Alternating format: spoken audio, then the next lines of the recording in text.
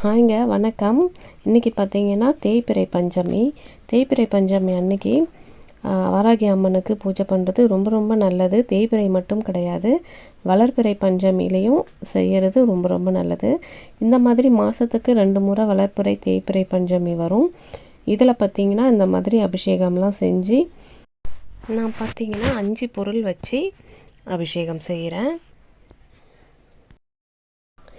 பால், தயிர், மஞ்சள், குங்குமம், சந்தனம்னு வச்சு அபிஷேகம் பண்ணிக்கிறேன். இன்னும் நிறைய அபிஷேகம் பண்ணலாம். தேன், பழம் அதெல்லாம் கூட வச்சு செய்யலாம். இளநீரெல்லாம் சிம்பிளாக நம்ம வீட்டில் இருக்கிற பொருள் வச்சு பால், தயிர், மஞ்சள், குங்குமம், சந்தனம்னு அபிஷேகம் பண்ணிக்கலாம். இதுக்குன்னு ரொம்ப மெனக்கட்டு வருத்திக்க வேண்டாம். வீட்டில் இருக்கிறத வச்சு அழகாக நம்ம பண்ணிக்கலாம். நம்ம என்ன செஞ்சாலும் மனநிறைவாக செஞ்சால் ஆத்தா ஏற்றுப்பாங்க. இந்த வாராகி அம்மன் கும்பிடுறது நிறைய பேர் பயப்படுறாங்க. பயப்படவே தேவையில்லைங்க. நம்ம மனசு சுத்தமாக இருந்துச்சுன்னா எந்த தெய்வத்தை கும்பிட்றதுக்கும் பயமே தேவையில்லை. அப்படி பார்த்திங்கன்னா இது ஒரு சக்தி வாய்ந்த கடவுள்னு தான் சொல்லணும். நம்மக்கிட்ட யார் உண்மையாக பழகுறாங்க, பொய்யாக பழகுறாங்க அப்படின்றது நமக்கு காட்டி கொடுக்கக்கூடிய தெய்வம் இது. நம்மக்கிட்ட யாருமே கெட்ட எண்ணத்தோடு நம்மக்கிட்ட நெருங்க விடாது.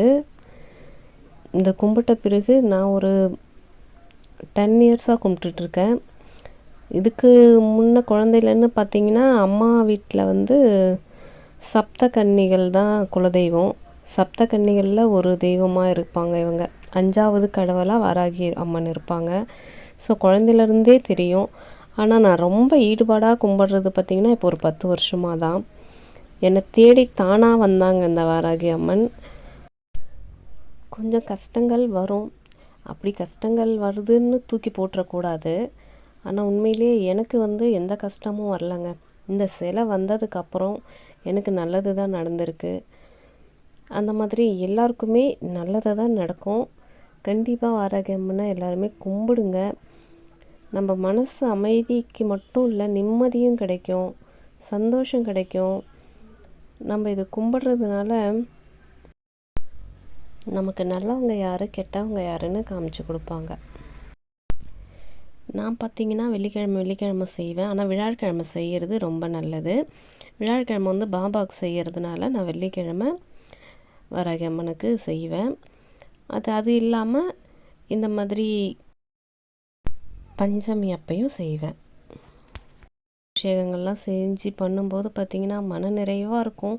மனசுக்கு ரொம்ப அமைதி கிடைக்கும். கண்டிப்பாக செய்து பாருங்கள். உங்கள்கிட்ட சிலை இல்லைன்னா கூட ஃபோட்டோ வச்சு கும்பிட்டு பாருங்கள். ரொம்ப ரொம்ப நல்லாயிருக்கும். நம்ம ஏதாவது ஒரு வேண்டுதல் வச்சு கும்பிட்டோம்னா கண்டிப்பாக அது நடக்கும். செஞ்சு பாருங்கள். இப்போ நான் அபிஷேகம்லாம் பண்ணிகிட்ருக்கேன். ஏதோ எனக்கு தெரிஞ்சது பண்ணுறேங்க. நான் இதுக்காகலாம் படிச்சுட்டெல்லாம் நான் செய்யலை. ஒரு கோவில் ஐயர்கிட்ட கேட்டேன் எப்படி செய்யணும்னு சொல்லிட்டு இந்த சிலை வந்ததும் அவங்க சொன்னாங்க, ஒன்றுமே இல்லைம்மா, வெறும் தண்ணி விட்டு அபிஷேகம் பண்ணாலே போதும், ரொம்ப வருத்திக்கிட்டுலாம் செய்ய வேண்டாம். அதுக்கப்புறம் இல்லை அப்படி அதுவும் இல்லைன்னா பால் மட்டும் ஊற்றி கூட செய்யலாம். அதுக்கப்புறம் இந்த மாதிரி மஞ்சள், குங்குமம்னு ஒரு 5 பொருள் வச்சு செஞ்சுக்கோங்க. ரொம்ப சிம்பிளாக எளிமையாக செய்து உங்களுக்கு என்ன தோணுதோ அதை வச்சு செஞ்சு கும்பிடுங்க. அதனால் எந்த இதுவும் பண்ணிக்க வேண்டாம்னு சொல்லியிருந்தாங்க. அதிலிருந்து நம்ம வீட்டில் எளிமையாக பால், தயிர் எப்போவுமே இருக்கிறது தானே, அதை வச்சு நான் இப்போ 5 பொருள் வச்சு எப்போவுமே இந்த மாதிரி தான் செய்கிறேன் நான். இந்த அபிஷேகங்கள்லாம் எப்படி இருக்குது நீங்களும் கண்குள்ளராக பாருங்கள். உங்களுக்கும் இந்த வாராகி அம்மன் எல்லா அருளும் கொடுப்பாங்க. நான் உங்கள் எல்லாருக்காகவும் வேண்டிக்கிறேன். இந்த வளையல் மாலை பார்த்திங்கன்னா நானே கட்டினது. குட்டி வளையல் இந்த ஆன்லைன் ஷாப்லலாம் கிடைக்கிது. மீஷோவில் தான் வாங்கினேன் நான். இது கண்ணாடி வளையல். பிளாஸ்டிக்கில் கூட இருக்குது. அந்த மாதிரி வாங்கணுன்னா நம்ம பார்த்து வாங்கணும். கண்ணாடி வளையலாக பார்த்து. அலங்காரம்லாம் முடிச்சிட்டேன். இப்போ அம்மன் எப்படி இருக்காங்கன்னு பாருங்கள். நானே ரொம்ப நேரம் உட்காந்து பார்த்துட்டு இருந்தேன். அந்தளவுக்கு ரொம்ப அழகாகவும் அமைதியாகவும் இருந்தது. இப்போது 108 போற்றிகள் சொல்லி பூஜையும் முடிச்சிட்டேன். எல்லோரும் தீபாராதனை எடுத்துக்கோங்க.